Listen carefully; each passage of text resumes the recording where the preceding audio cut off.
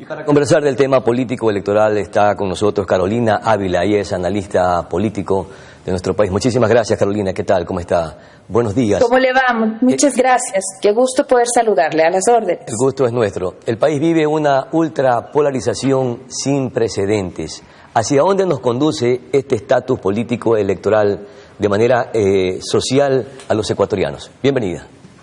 Muchísimas gracias. La polarización por lo general tiene aspectos positivos, pero también negativos. Entre los aspectos positivos, la literatura nos hace referencia que cuando existe mayor polarización hay una sensación de que el voto es necesario, no solamente útil. Entonces, en países en donde la votación o el proceso de votación es voluntario, la polarización moviliza a la gente a ir a votar. Por ejemplo, seguro habremos visto nosotros en esta primera vuelta personas que tienen el voto facultativo, es decir, mayores de 65 años, nuestros abuelitos, nuestros ancianitos, yendo a votar, porque moviliza esa percepción de división en dos grupos, moviliza a la gente, se activa, se pone más atenta sobre la conversación política, pero también tiene una dificultad que compromete mucho la calidad de la conversación. Es decir, una conversación política debería tener la posibilidad de escuchar la diversidad de voces. No tenemos por qué pensar igual y sí tenemos la obligación de escuchar, de ser empáticos, de ser receptivos a otros criterios, que no necesariamente son dos, pueden haber 3, 4, 5, dependiendo, ¿no es cierto?, del tema que estamos hablando.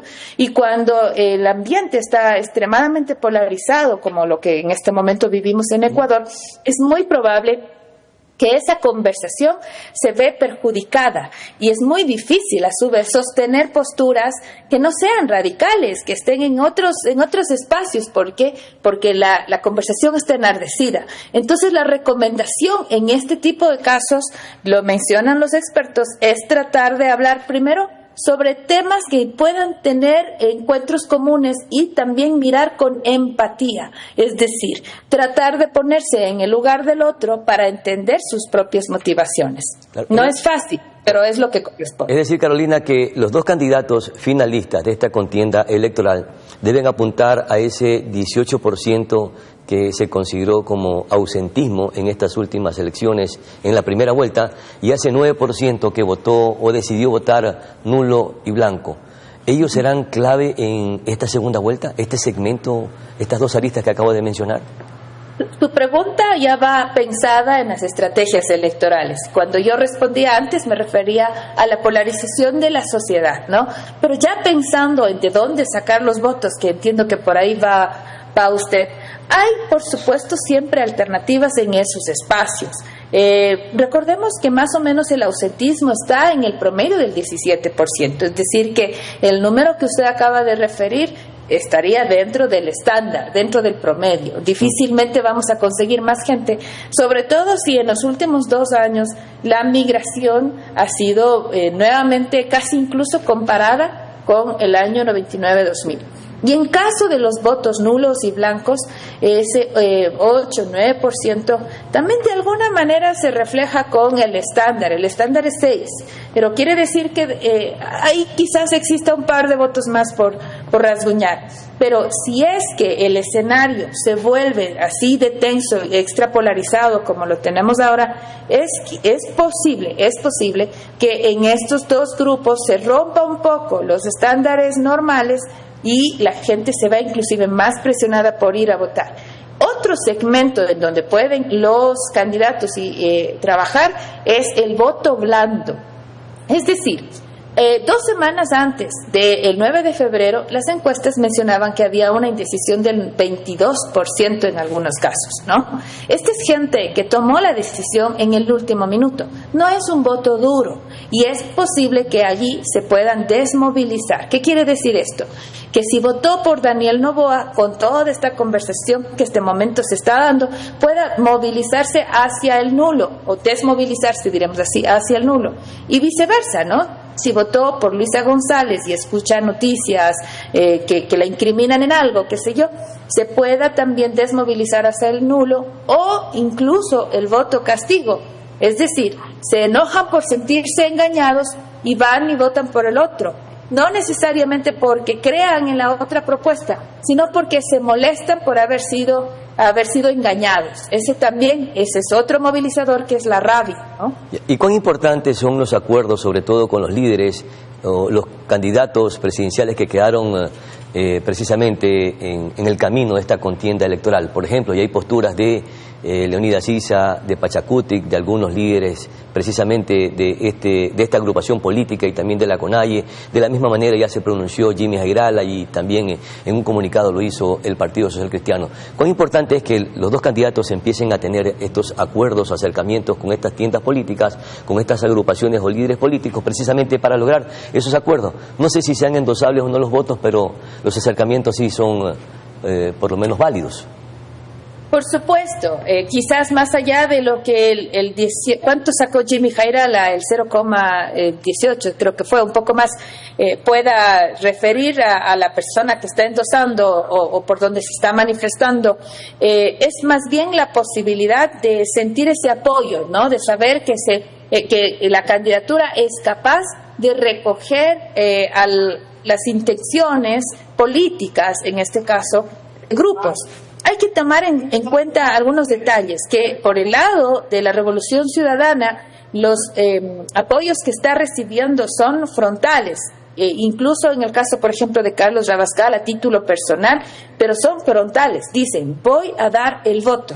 Mientras que el Partido Social Cristiano ha dicho, no daré el voto, pero tampoco dice, voy a dar el voto por el otro. Esas insinuaciones no ayudan mucho para que se pueda movilizar el voto. Sirven para el titular, sirven por supuesto para que se muestre una narrativa de apoyo, pero no ayudan mucho porque necesita mayor determinación, en este caso el endoso, ¿no es cierto?, para que pueda ser más efectivo. Entonces casi que termina siendo, ya ustedes verán. Y claro, esa no hay. Entonces, y estas medias tintas del Partido Social Cristiano, ¿a qué obedece? Primero porque aparentemente no comulgan o no coinciden con ideologías políticas de la Revolución Ciudadana, pero sin embargo han coincidido en algunas propuestas legislativas. ¿Este es parte de la postura del Partido Social Cristiano, es decir, estar en término medio?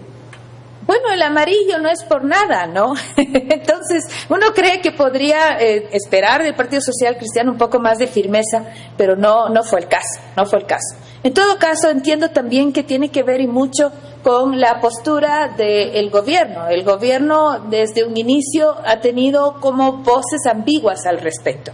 Usted por un lado tiene a gente del gobierno golpeando puertas, diciendo que hay que hablar con todos, y tiene por el otro lado vocerías gubernamentales diciendo que no, que simplemente con las mafias no se pactan o cosas por el estilo.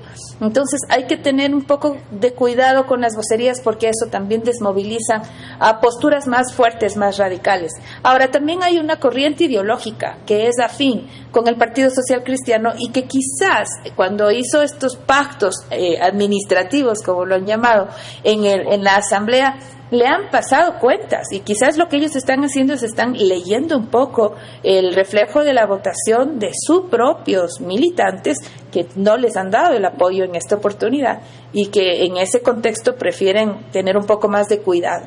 Carolina, el que el candidato presidente, hoy ya en funciones como presidente, esté realizando reestructuraciones en su gabinete presidencial, ¿es parte de un ejercicio con miras a proyectarlo electoralmente o está realizando estos cambios porque quiere reforzar, mejorar su gestión presidencial? Las dos cosas. ¿Y por qué las dos cosas?